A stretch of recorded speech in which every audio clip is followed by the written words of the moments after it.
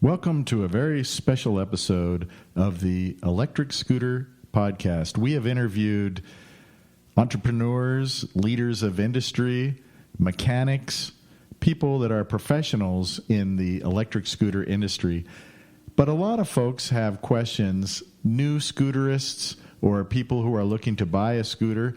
So tonight we're going to interview bicyclist, motorcyclist, paraglider, author, traveler, adventurist, and all-around thrill seeker who has ridden an electric scooter but has not yet made his purchase. Ladies and gentlemen, it's scooter time. Are you ready for scooter time? Here's our host who will make your liver shiver. He will make your knees freeze. He'll make your bladder splatter.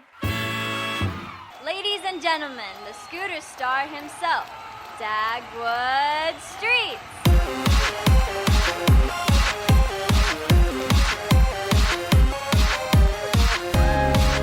Well, number one, I'm not a scooter star.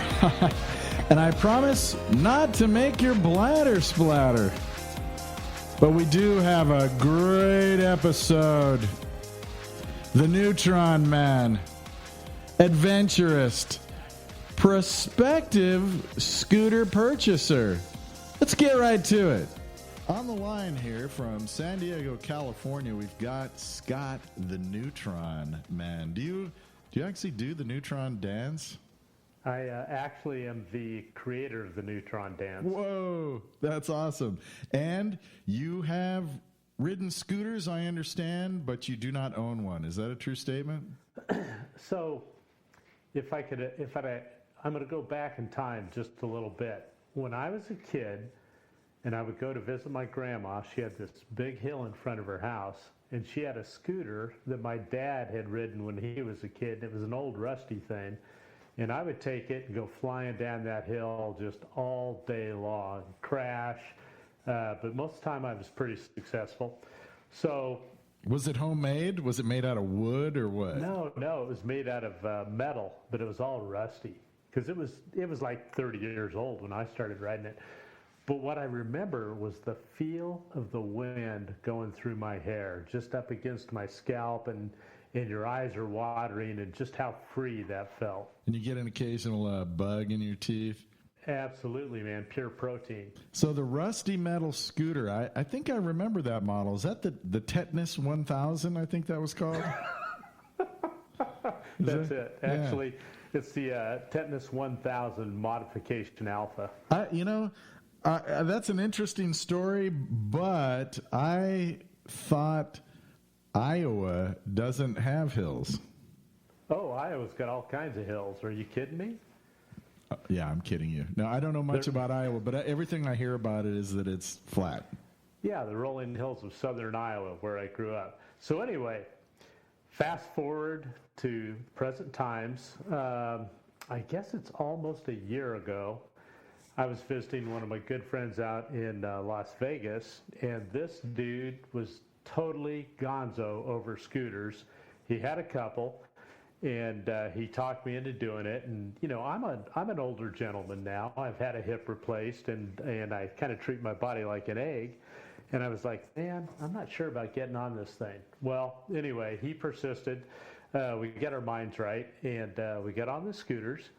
And right away, even though I had a helmet on, I had that same exhilarating feeling that I had when I was a kid flying down my grandma's hill. Just the wind against your face, going through your hair, and you just have a different perspective on the world. It's different than a motorcycle. It's different than walking. It's different by far than a car, and it's different than riding a motorcycle. It's just its own clean feeling, and I was digging it. So you enjoyed it?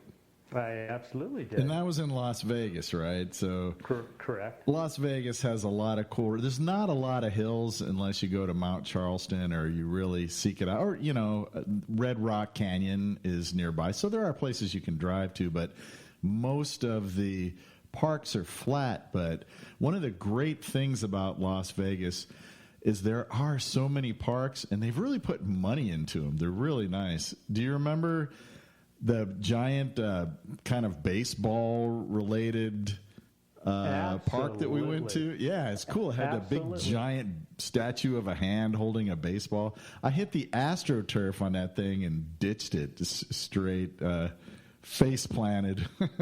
So you went down. I did. I almost went down, and I took like 5 quick steps and pulled it off. But I was just like, it could have gone either way in the blink of an eye, man. And that's one thing you have to understand about a scooter. There is a slight element of, I don't know if danger is a good word. You are on the cusp of losing control if you don't pay attention. Absolutely, man. Yeah, it can happen just like that because you're on 2 tiny little wheels. That is one of the big, you hit on a really big point. For me, you know, the standard scooters, electric scooters these days have 8 and 8.5 inch wheels, whereas the standard should be 10 inch. I have 11 inch on my Wolf Warrior, but I really wish I had 13. There's a guy in Russia that emailed me that said, hey, man, here's all you got to do to switch to 13-inch wheels. And he had like a solid chunk of aluminum that he had put on a CNC machine, and it was super elaborate, you know, to get the forks modified and everything. It was a little bit too much for me. But so your experiences with modern-day electric scooters are positive, and you enjoyed it, and it kind of harkened back to the days of Iowa and the wind going through your hair when you had a real hip and all that. Yeah, absolutely. It was exhilarating. Yet, the bug didn't bite you. You didn't feel the need to run out and buy an electric scooter. Why? Well, I was actually considering it pretty strongly when I first came back. Oh, wow. But if you don't pull that trigger right away, you get involved in other things, your mind wanders, and that thing that was so clear in your mind when, you know, in that time fades, and that's what happened. The adrenaline memory but I can still fades. Remember it. It was a blast. Yeah. Oh, that's cool. So the main reason, would you say that you didn't buy one was just because of the adrenaline memory fade? Would you consider buying one? Is that something you would do? Or yeah. Oh, you would? Yeah. But I wouldn't want to, I'd want to get, I would spend some money because I've ridden kind of the entry level models, and those were cool. I would want something like you've got now.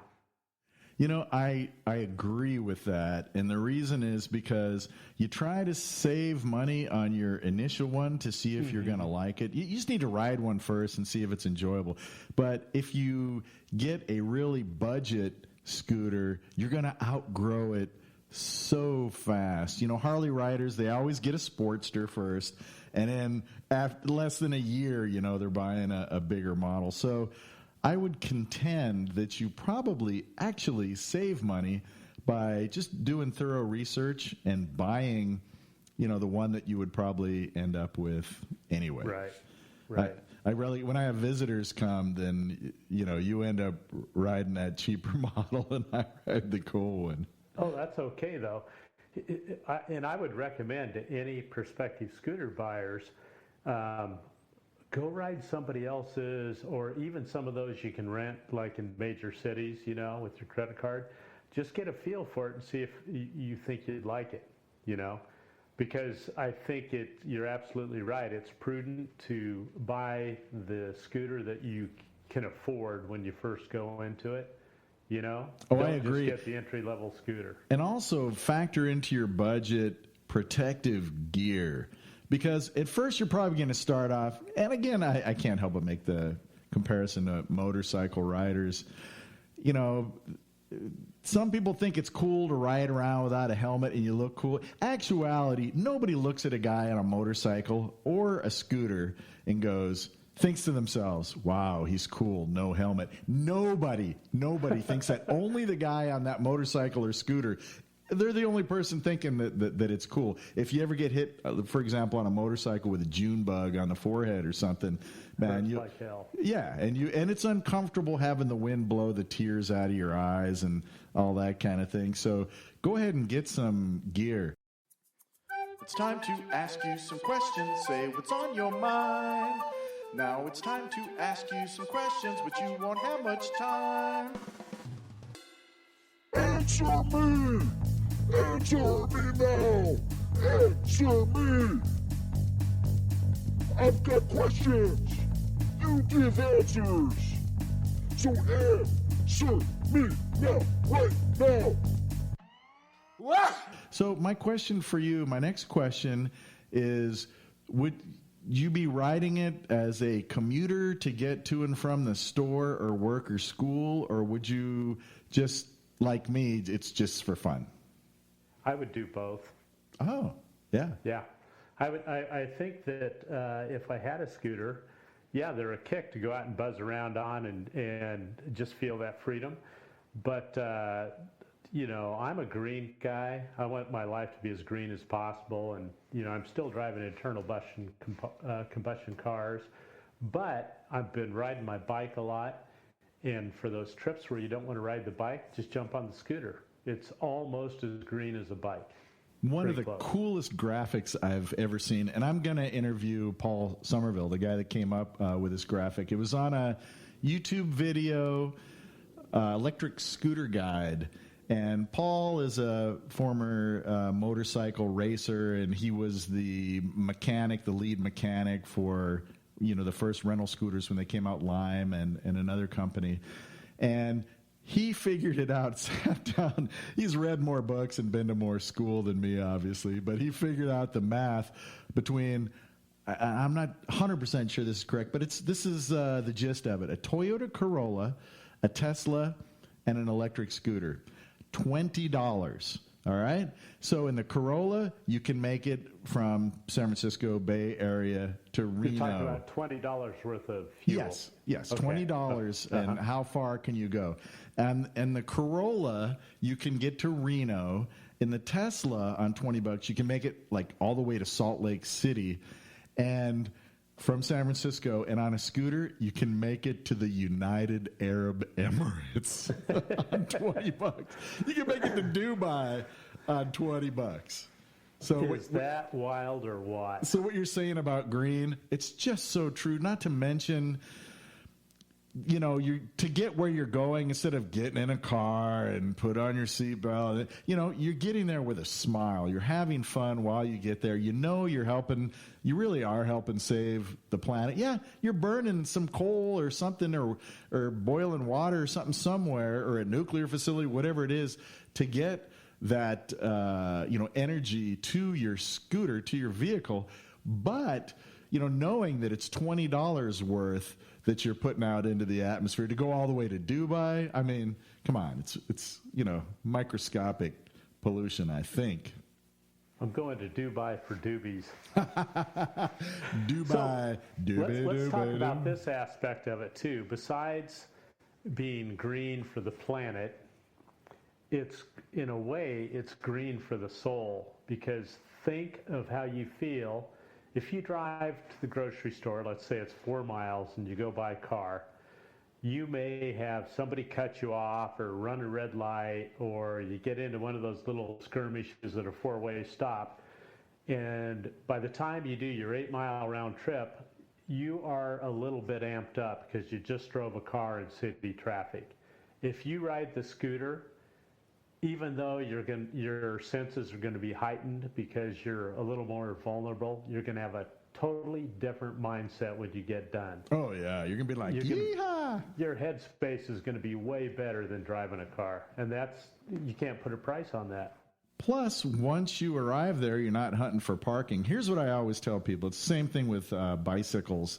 And that's, don't lock it up outside and walk in the store. Bring it in the store with you. I mean, I have had one or two people kind of look. Who cares what people think? You know, Right. I leave my helmet on, especially if I'm wearing a half helmet. If I have a full helmet, I don't usually go to the store with a full helmet, but because then you walk around and people think you're a member of Daft Punk or something. But you know, I wheel my scooter right into the store. I take the hand basket and I hook it on the handlebars, and I stroll down the aisles, pick up what I want. After I pay for it, I throw it in my backpack, and boom, I'm gone. I'm, you know, hitting the accelerator from the front door. And if you've lived in some of the places I've lived all over the world where traffic is just hellacious, you know, a scooter, you just weave in and out. And like you said, you're having fun. You get there with a smile on your face. If you're commuting to work, you know, you can take it in the elevator with you, bring it up, plug it in under your desk. If you know, if you live, you know, far enough that you need juice to get home, you can plug it in while you're at work. You got a smile on your face. You're not worried about parking. You know, what's not to like? But Right. I ride for fun. Right. The Electric Scooter Podcast. It's happening now. So here's my plan. What I'd like to do with you, since you're down there in San Diego, I'd like to come down there and we ride around Miramar Reservoir. Have you been there? I have been. Years ago, I took a stroll around there, and it's beautiful. It is. Yeah. It's really beautiful. Yeah. You don't know it's there until you're there. It's one of those kind of hidden gems. Exactly. We brought some fish and some chicken thighs, and we barbecued, and it was my wife's birthday, so we kind of made a day of it. I'm not sure when I'll be able to make it down there, but I thought it'd be fun to hook up some cameras on your scooter, well, my scooter that I'm lending you, and your one that you're riding and the one I'm riding, maybe a chest camera, and then maybe one on my helmet or one I'm mounted on my scooter, something like that, and turn it into a YouTube video and just have fun, because it has these nice little paved paths. There's this little bit of not really off-road, but hard-packed kind of.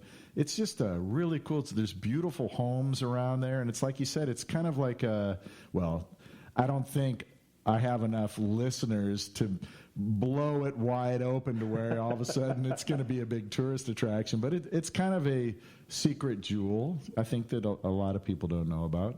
Yeah, absolutely. How far is it from where you are? Oh, probably about 15 miles, 15 to 20 miles. I Not would bad. guess. Yeah, it's not bad at all. One last question for you. Well, actually, let me ask you two. What would be the tipping point that would make you actually go out and start shopping for them? And I hope you'll talk to me first before you actually choose one, if you do. Because I have actually looked at them online, and there's a lot of stuff out there. It's kind of amazing. Buy from somebody based in, they're all made in China, but buy from somebody based in America in case you have warranty or maintenance issues. So what would be the tipping point? COVID boredom? Like, oh my God, I've done everything there is to do at home. I'm tired of Monopoly with the wife. What are we going to do now? So the tipping point for me would be, it would be kind of twofold. It would be, number one, doing a little research as far as where I would be riding it here for fun, you know, what are the places I could like transport it by my car like 20 miles away, and then just get out and rip around and not have to worry about cars. You know, I think that's the way to do it. That's, you know, to be honest, that's what I do. Yeah. Other than short trips to the store to, you know, the wife says, hey, we're out of swizzle sticks for your cocktails, you know, or something. I'm all right, I'm all over that, man. I'll pick up some chopsticks and a can of beets while I'm there and, you know, out the front door.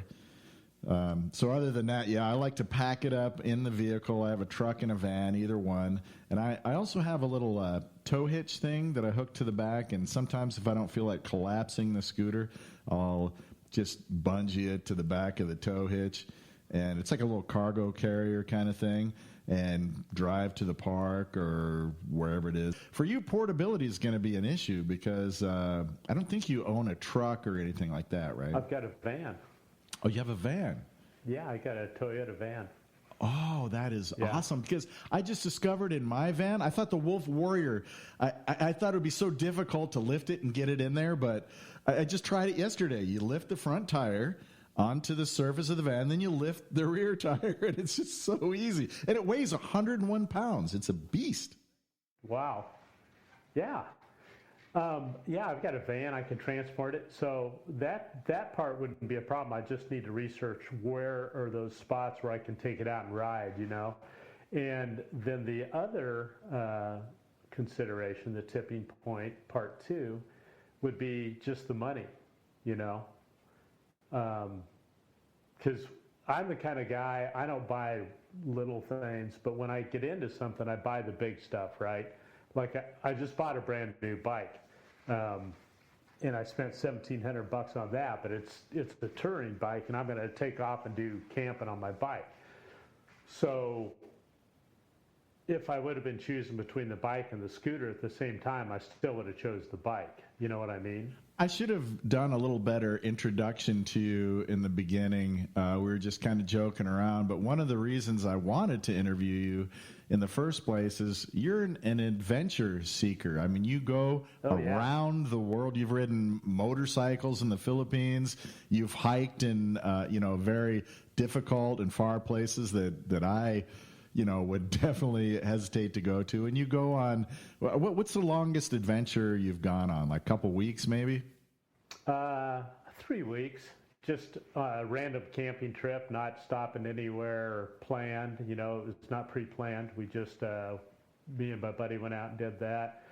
But I've done a lot of long distance bike riding, like a 600-mile round trip type of thing. Wow. So you're a wind in the hair, bug in the teeth kind of guy.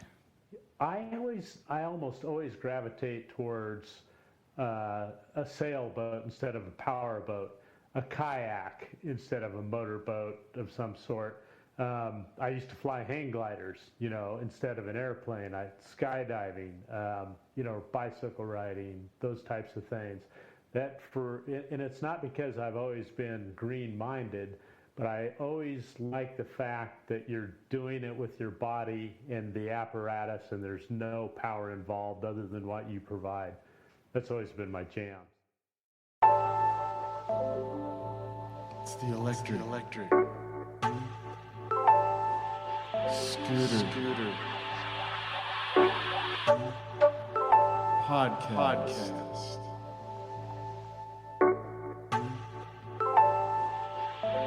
Las Vegas, where it's hot. The Electric Scooter Podcast. Well, they do have scooters that do not have batteries. I don't know if you've seen those. It's the guys with the wide brim baseball caps, and they're and I'm not putting these people down. They're awesome, but I'm just saying this is kind of the caricature. They have the big circular earrings and tattoos and piercings, and their scooters don't have engines, but they do the crazy X game kind of stuff where they go up in the air and do flips and all that kind of crazy stuff. Yeah. But, after having your hip replaced, I think electric scooter might be a little more up your alley. It's a way you twist the wrist and you just get a little shot of adrenaline. It just makes you smile. It's got to make you smile. Yeah, there's a little bit of the thrill seeker mentality involved in riding a scooter. Your neighborhood is maybe not super conducive, I would say. It's a really cool part of town, but you live in a dense urban area. Do they have are the sidewalks all prepped for handicap? They have like little driveway entrances and exits between the streets and all that stuff? For the most part, they have handicap access on all the curves. Okay, so maybe it is all right then. Well, they have a lot of those the rental scooters that you use your credit card to rent for like a half hour or whatever. So people ride those all around, but the big problem down there is just congestion. And, probably right now during the pandemic, it's not so bad, but the streets are just congested with pedestrians down there. But San Diego, weather is not really much of a factor. Oh, not at all. Even wintertime, I find that when weather is in the 60s, that's when you put on a motorcycle jacket and a helmet and stuff, and gloves, it's ideal. Right. If it's in the 90s or 100s and you're out on a scooter, it's a little more of an issue. You can wear short sleeves and then elbow pads and knee pads, but I like to just put on motorcycle pants, motorcycle jacket, gloves and a helmet, and that's the simplest way. And when it's cool weather, it's awesome. What's the top speed on your scooter, your new one? Mine goes over 50 miles an hour. I haven't tested that yet, but there's a guy, Ginger on Wheels, who's up in the Pacific Northwest. He's got a YouTube channel, and he weighs 7 or 8 pounds more than me, and I think he clocked at 52 or 53. So since I weigh a little less than him, and Las Vegas is very flat, I'm confident I could get it at least that. I'm not in a hurry to do that. On a scooter, 35 miles an hour is buzzing along pretty good. Oh, yeah. Beyond 35, you start getting not uncomfortable, but you're a lot more wary. Most scooters, typical scooters that people buy in the $1,200 to $2,000 price range, max out at 25 or 30, or they'll say 22 or 24 miles an hour, that kind of thing. But I'm comfortable in the 30 to 35 if I'm zipping along a big open road. But I do a lot of off-road, and the off-road stuff, you're barely moving. It's funny because my buddy is an off-roader, motorcycles, ATVs, motocross, four-wheel drive cars, all that kind of stuff. And I just look like such a dork because on the 11-inch tires, which are big for a scooter, they're massive for a scooter, I'm negotiating rocks that are the size of an orange. I'm going 5 miles an hour, and it's really there's a type of vehicle called a trials bike. Have you ever heard of a trials bike? Right. Yeah. They don't even have seats. You go 2 miles an hour, 3 miles an hour, but the art and the fun is negotiating these rocks and cracks. And, my heart gets going on a little hill when it's off-road and there's a hill going straight down and I see that there's a bunch of sand halfway down and then rocks on the other side. And I've got to decide in a split second, am I going to get bogged down in the sand or am I going to try to bounce off those rocks? Whereas a motorcycle, a 12-year-old kid could fly over that thing and cross it up and, flip you off as he's going by you. And you're, here you are on a scooter. So it doesn't make for an adrenaline rushed YouTube video that you're going to set to, thrash punk metal music or something and rock out to. But neither are trials bikes. And for me, that's fun. I like negotiating, getting the exact right speed and getting your feet in the right position because of the type of terrain that's coming up. I enjoy that. So, Scott, I got one more question for you, then I'll let you go. Sure. Give me your thoughts on, because you are a cyclist, give me your thoughts on scooter versus bicycle. And by the way, for listeners, I didn't send him these questions ahead of time. I'm just pouncing on them right now. Scooter versus bicycle. So, scooter versus bicycle. I have limited experience on a scooter, a motorized scooter.